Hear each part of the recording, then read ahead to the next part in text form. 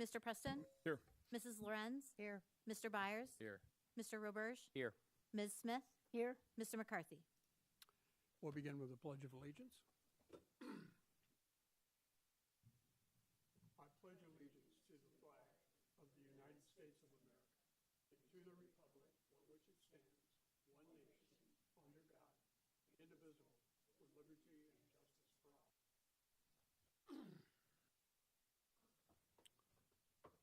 We have no public commenters prior to the action items. We do have a commenter at the end of the meeting. We'll go to the omnibus agenda. As you can see, we have a very light agenda tonight. These are items that will be taken with one vote unless somebody would like to talk about them. Motion for approval? Move approval. Thank you. Items considered under the omnibus are approval of the minutes of the regular council meeting of July 21st, 2025, and a report to receive and file town of normal expenditures for payment as of July 30th, 2025. Please call the roll. Mr. Preston, Aye.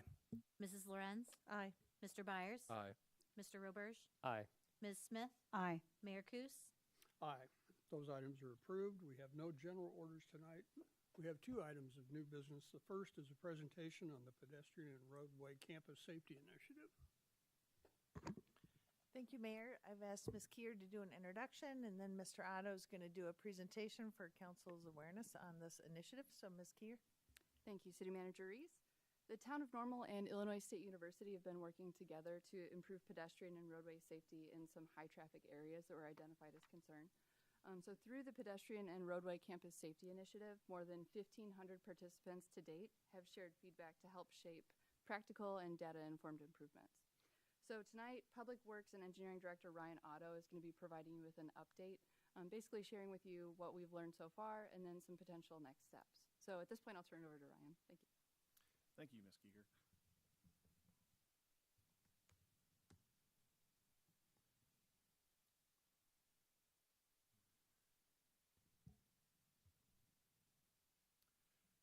Good evening.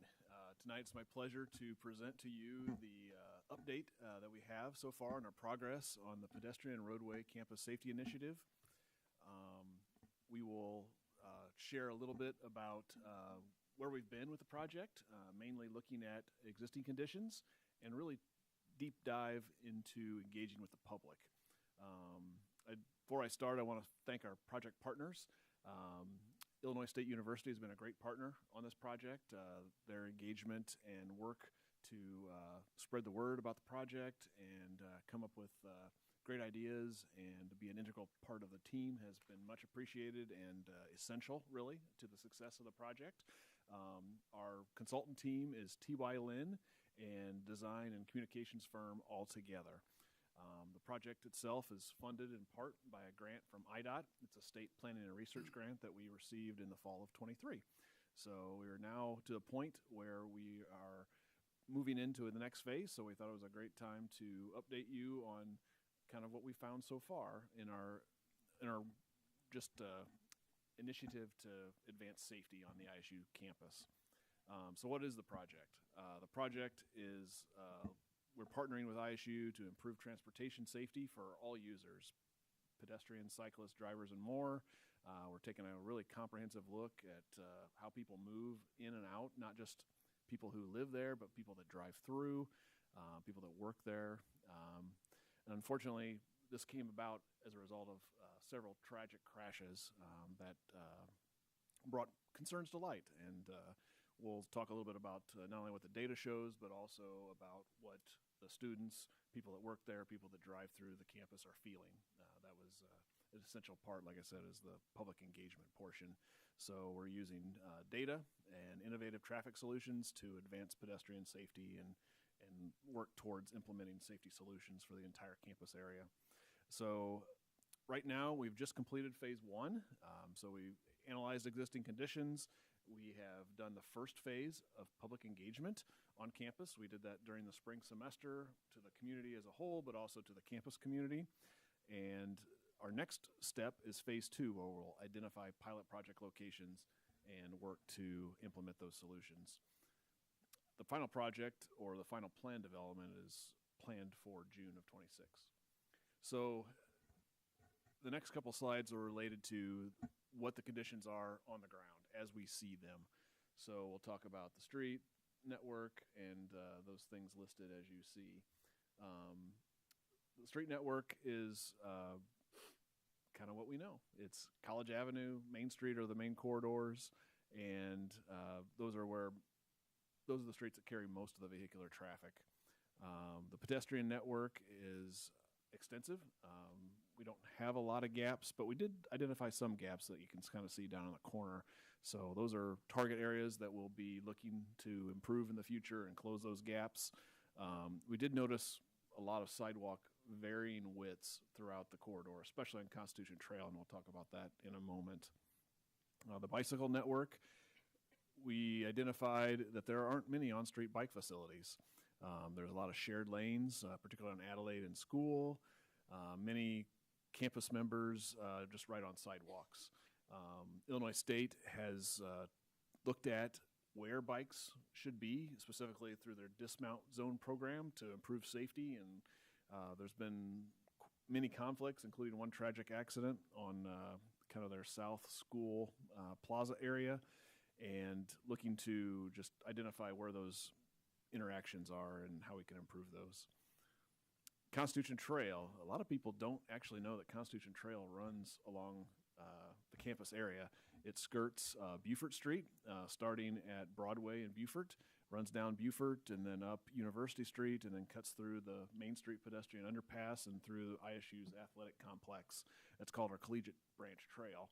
And what we found is the widths vary a lot.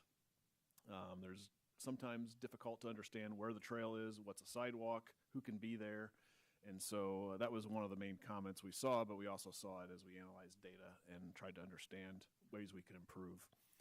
Dismount zones, I mentioned them earlier. Those were implemented by Illinois State in 2023 in response to increasing pedestrian and bicycle conflicts. Those dismount zones cover mainly the quad area, but also other areas of campus that you can see on the map on the right.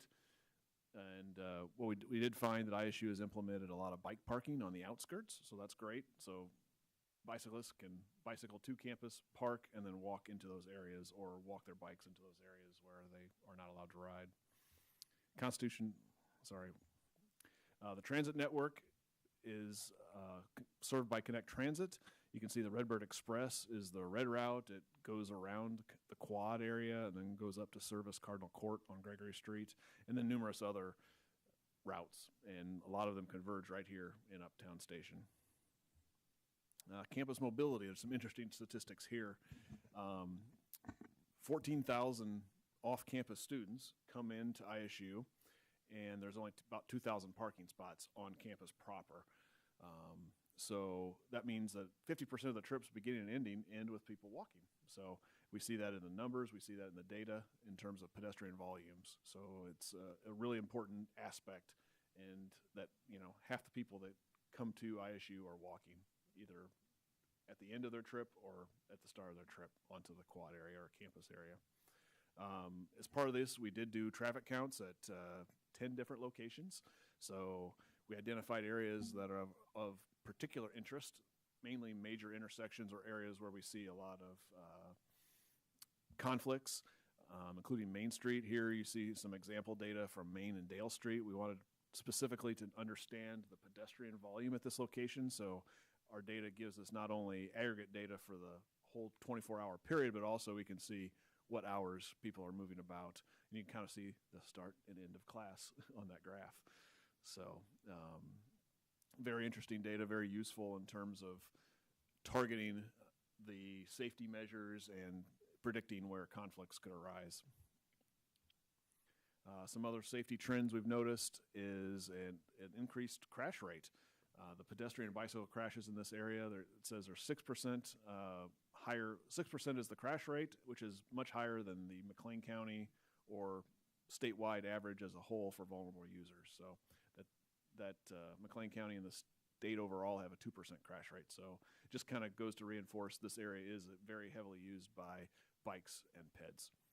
Not necessarily a surprise, but the statistic is telling in terms of what we're seeing on campus. Another interesting statistic is the crashes are happening at intersections. So not necessarily, there are some where people are walking out in front of cars, jaywalking, crossing mid-block, but 87% of the crashes that are serious or result in death are happening right at intersections. Another statistic is location matters. So 25% of serious crashes happen on Main Street, and over 50% of the serious injury crashes in this area happen on College Avenue. So we're looking specifically at those areas and targeting some of our pilot projects that we'll talk about here in a minute to address some of those issues.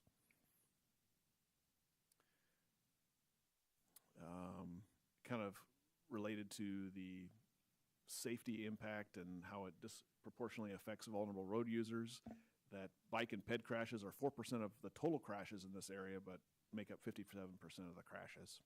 So if you're a pedestrian and you're hit by a vehicle, you're 40 times more likely to be seriously injured or killed than a motorist, is what the data is showing in this area. So key takeaways from the project team's deep dive into what we see on the ground now, what the infrastructure is in the area. The pedestrian network is robust, but the sidewalk widths are inconsistent.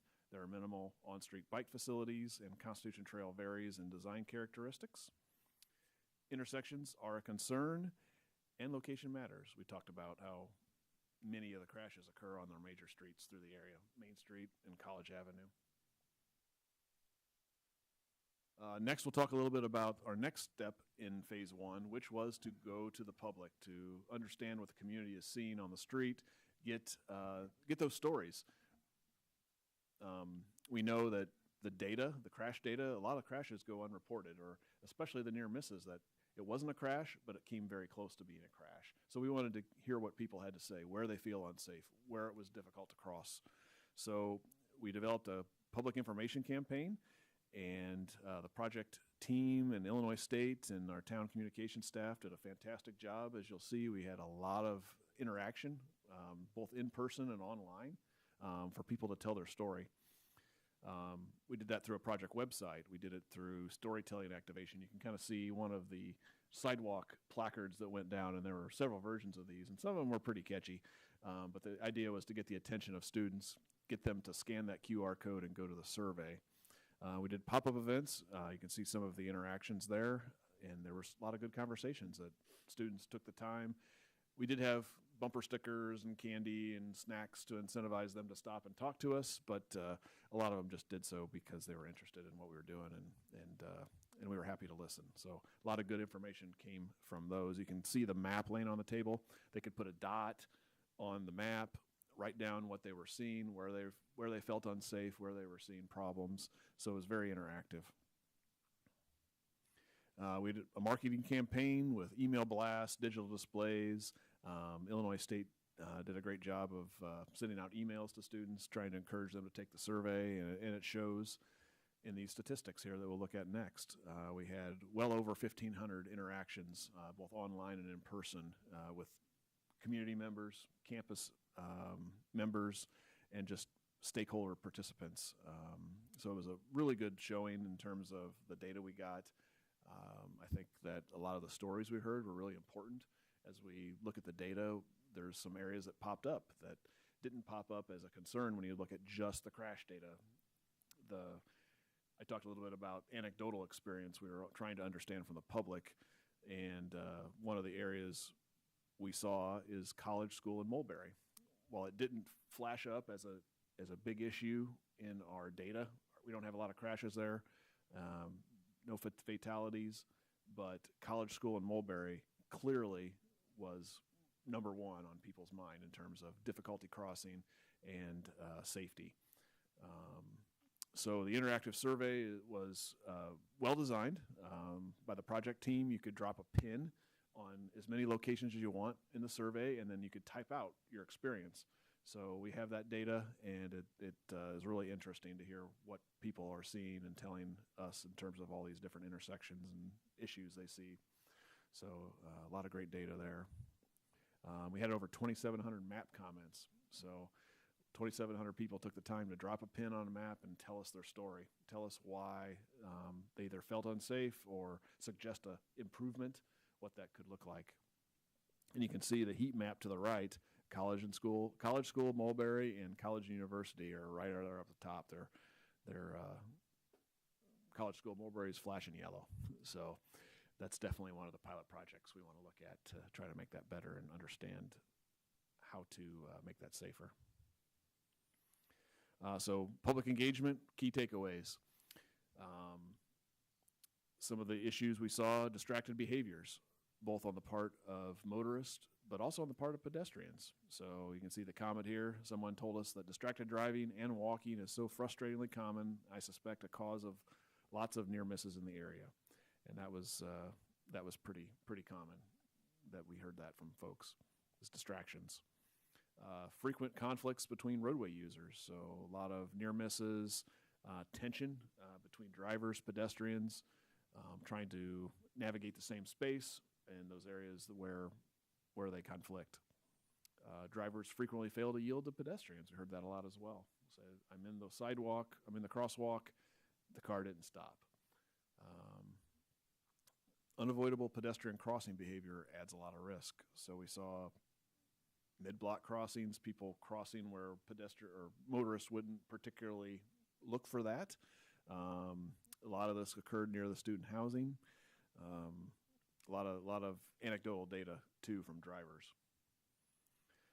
Strong support for infrastructure upgrades. We had calls for raised crosswalks, better lighting, longer crossing times, and protected bike lanes. So all very good input that we received. This particular comment relates somewhat to the dismount zones, but could relate to some comments on speeding, concerns about inconsistent enforcement, and then clear signage, public engagement, on safe travel, education, things like that.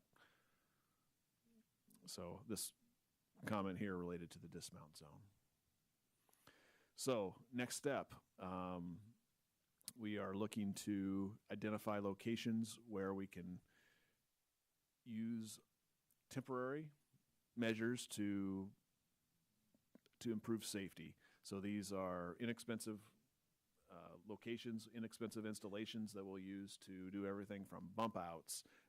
We'll test some new street designs in terms of things like hardening center lines with little plastic bollards. You can see some of the example projects in other communities will use paint to highlight crossings so that pedestrians and motorists can tell where they should expect pedestrians.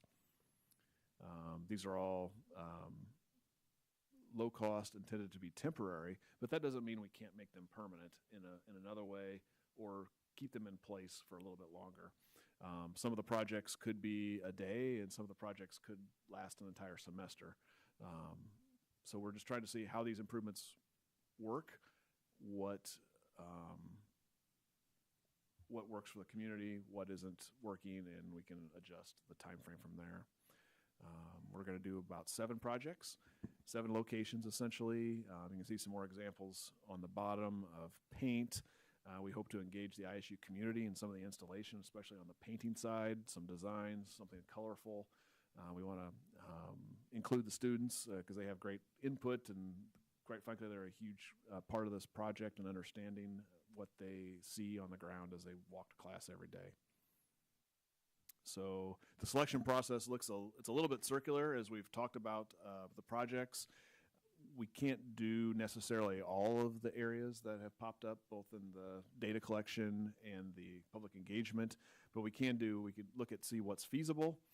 We gain insights from both public feedback and also the data that we see as we gather crash data and anecdotal data, look at our budget, and then we review those things and see what's possible. And from that process, we have boiled it down to about 7 or 8 different locations. You can see here on the map the various locations. Number 1 I'd highlight is College School Mulberry. That was the number 1 location that people flagged as a concern. So at that location, we're looking at various improvements to shorten the crossings, look at the signal timing, reduce the interactions in general of pedestrians and vehicles. Some of the other ones include the University Street corridor, that has a lot of interaction from the fitness center, various parking lots as people cross from west to east and back into the quad. We'll look at College Avenue, of course. We identified that over 50% of the crashes that were serious or fatal happened on College Avenue. So College Avenue is also a major corridor to look at, as well as Beaufort and Broadway and Beaufort and Fell. Those popped up on our public engagement as intersections that are difficult to manage for both pedestrians and vehicles. So we'll look at those as well. So these projects are planned for September. We'll implement them beginning the week after Labor Day is the hope, and those will take place probably the first 3 or 4 weeks of September. Depending on the weather, we hope to get them done in the first 3 weeks. But we'll evaluate each one as we go. We'll take a look at the locations, how it's functioning, and monitor them closely and adjust the time frame or even adjust the installation itself as we go. So with that, that's all I had for a presentation. Would be happy to entertain any questions you might have. Ryan, I just have to say this is a great idea. And, you know, we kind of knew that some of these intersections were troublesome anyway, but to get the data and then doing these temporary improvements to see how well that works, I think that's a technique we should use going forward for other studies. Okay, thank you. Ms. Smith.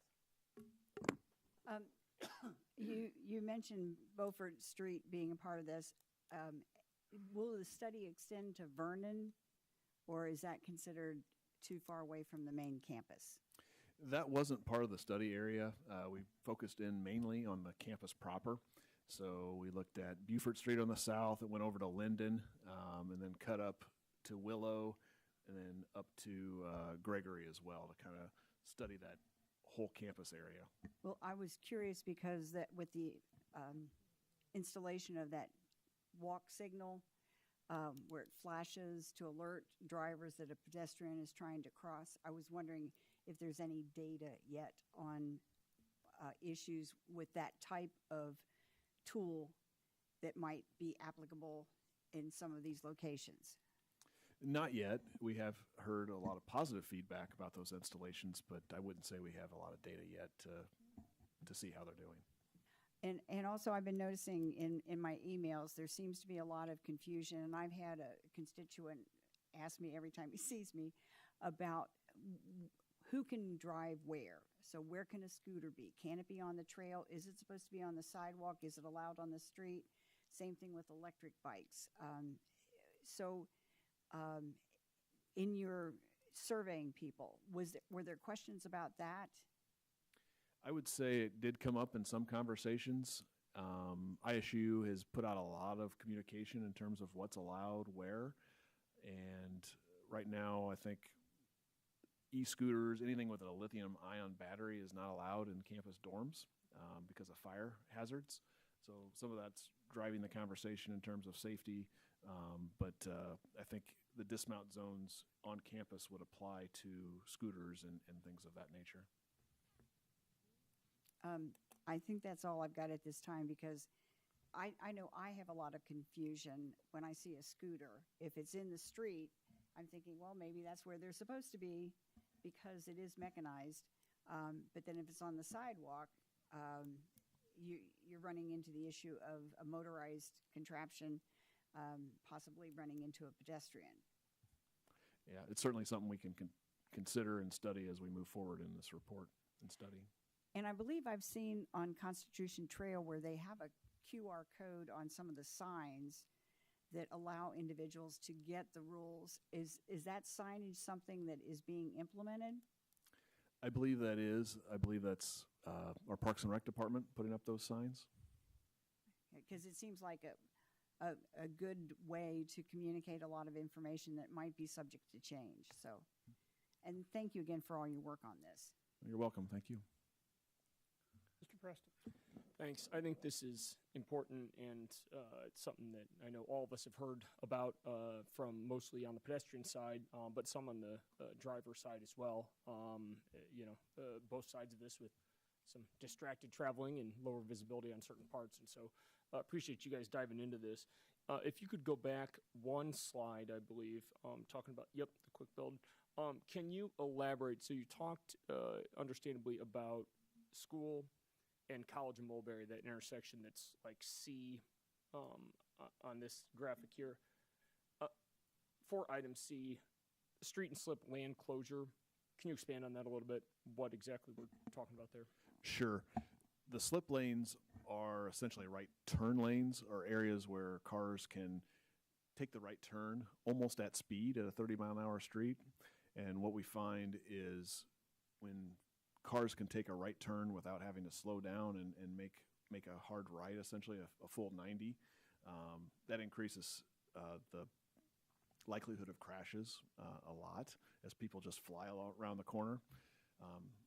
Students are walking across the street, and a car just can almost come in at 30 mile an hour versus slowing and then making the turn at a slower speed. And so what does the solution look like then?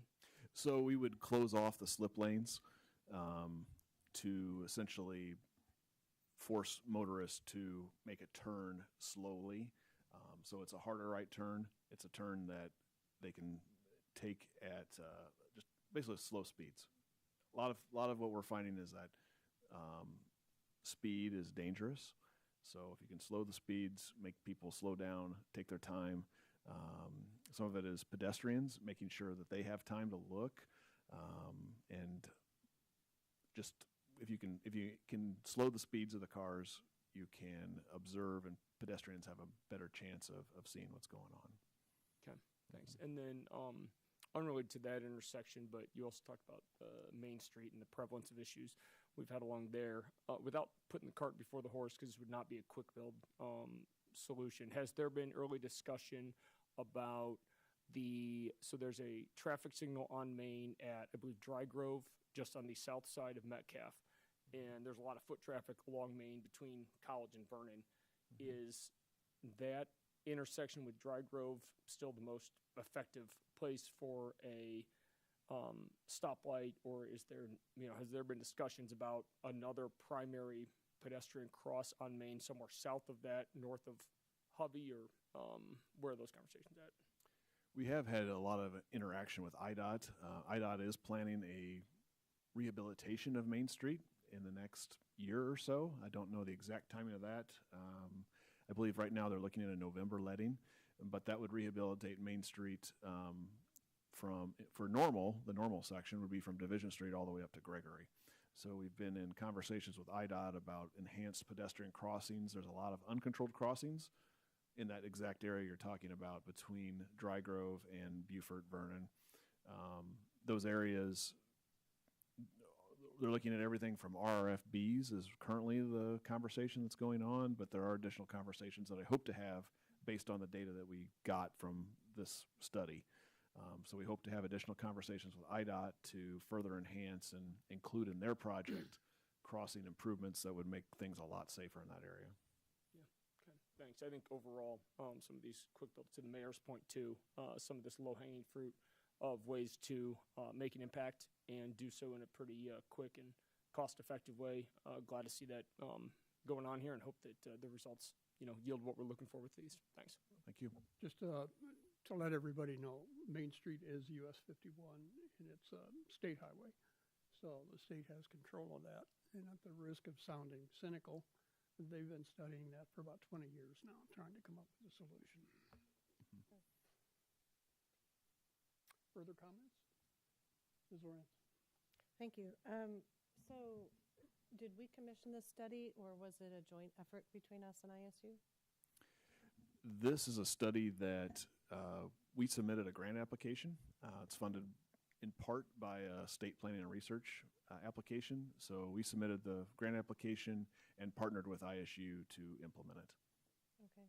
And the quick build projects, are they currently budgeted? They are included in the project budget. Yes. That would be covered by the grant? Yes. Okay. How much do you kind of anticipate those quick builds being? The entire project is $450,000. Okay. So, but I don't know the breakout of what the pilot portion project is. Okay. And two more questions. Can you go back to the one that showed the painted crosswalks and bump outs and so forth? Yeah. Personally, I'm a fan of the painted pavement. It seems like it's easy and probably the lowest cost, I think. I don't know what it is to maintain. The bump outs there in the lower right corner, are they practical for a climate like ours where we have snow plows and, piles of snow and things like that? That's been something that we've been concerned about, but we did talk to other communities that have implemented these that get a lot more snow than we have, and they've not experienced a ton of problems. Of course, there's, big snows where things get pushed over, but we've really, as we talk to folks in colder climates, areas that get a lot of snow, they don't seem to have a big issue with these.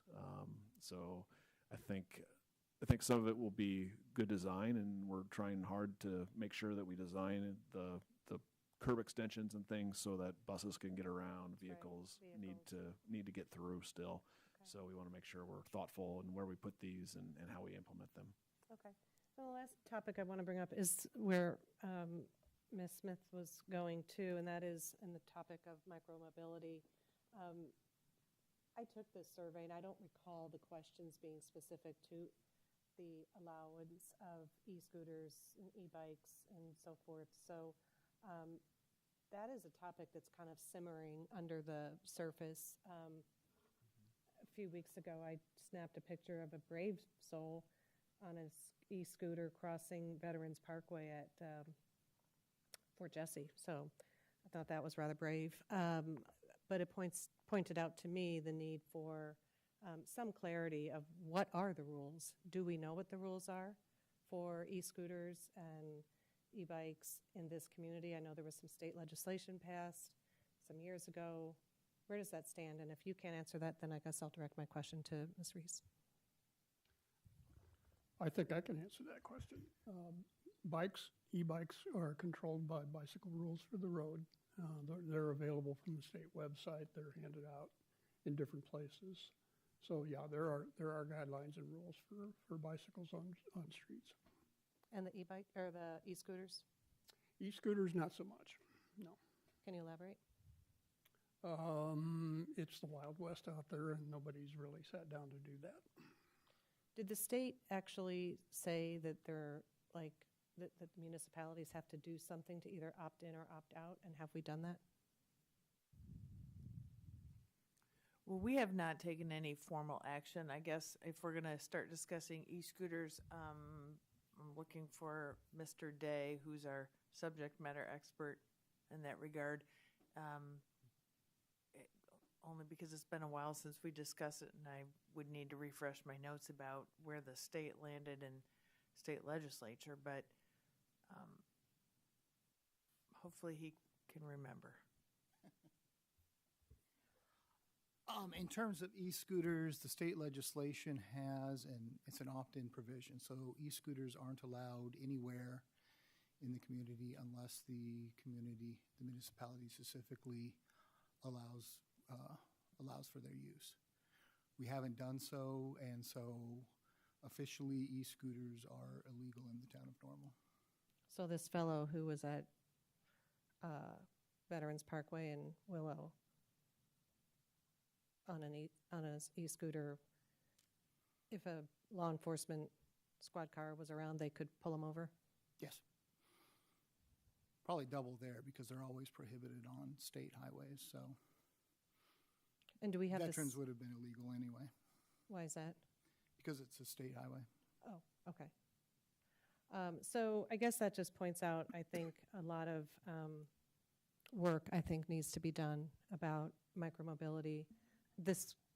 I don't think it was within the scope of this survey, so I'm not saying that you missed the mark here because I think you did a very fine job. But it does tread on this topic of micromobility that I think we need to bring some clarity to very quickly because they're everywhere, even on Veterans Parkway. That's all.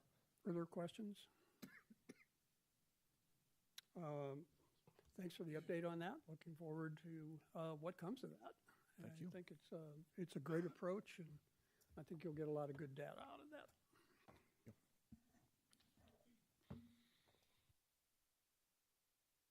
We have a motion to approve an appointment to the Bloomington-Norma Sayakawa Sister Cities Committee. Need a motion for approval on that, please? So moved. Second. Thank you. And Mr. Preston, would you read that appointment? I will gladly. Up for appointment tonight is Miss Monica Estabrook. Miss Estabrook has taught within District 87 for 17 years. She taught art at Stevenson Elementary for 6 years, and then taught art and photography at Bloomington High School for 11. She's volunteered with many arts-related activities, such as art shows in the community, and has been involved with field trips to Chicago, Barcelona, and Paris. Ms. Estabrook graduated with a master's degree in art education from the University of South Carolina, and also a master's degree in fine arts photography from SIU Carbondale. Ms. Estabrook learned of the Sister Cities Committee through her visits to the Constitution Trail and from her students that participated in the Junior Ambassador Program.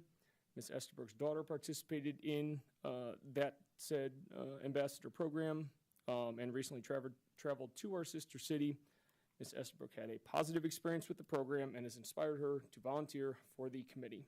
Ms. Estabrook will fill a vacancy due to the resignation of Veronica Croce, whose 3-year term would have expired on March 31st, 2026. Please call the roll. Mrs. Lorenz, Aye. Mr. Byers, Aye. Mr. Roberge, Aye. Ms. Smith, Aye. Mr. Preston, Aye. Mr. Mayor Kus. Aye, that appointment is approved. We have one public commenter tonight. Ms. Amy Endicott, if you want to come forward. She is representing a group, an organization called Care for Victims, and has asked for the 6 minutes representing an organization. So 6 minutes you have.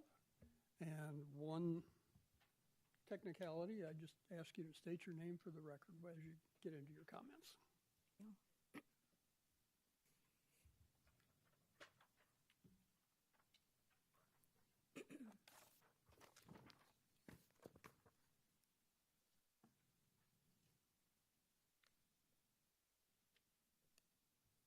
Can everyone hear me okay? Yes. Mayor, council members, my name is Amy Endicott, and I am the Managing Director of Care for Victims. Care for Victims is an organization and coalition that seeks to improve the justice system experience for victims of crime. We are here today to make the Town Council aware of an informal assessment we conducted on justice system agencies and the findings and recommendations that impact the Town of Normal. The assessment was conducted in response to concerns regarding the treatment of victims in our community.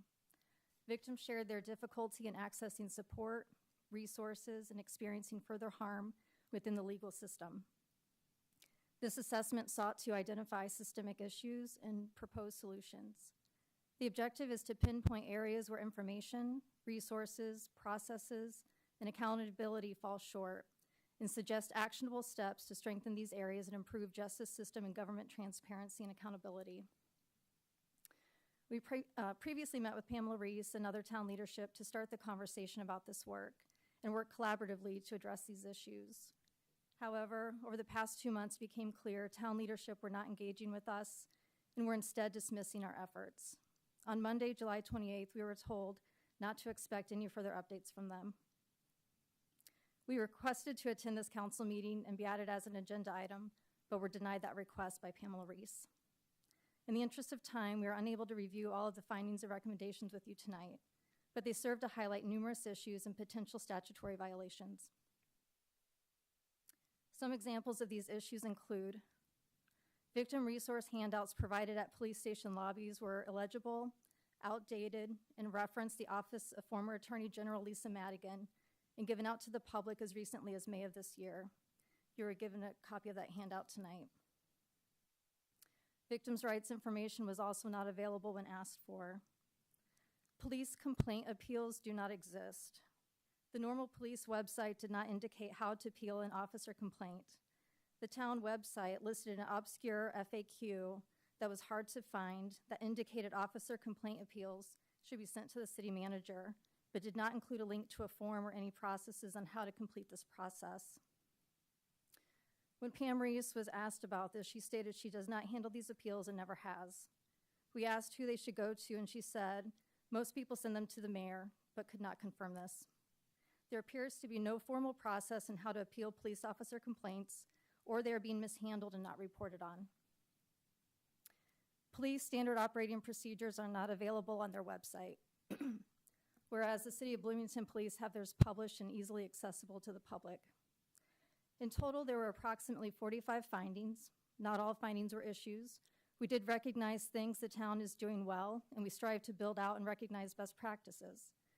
But it does include approximately 39 recommendations for improvements.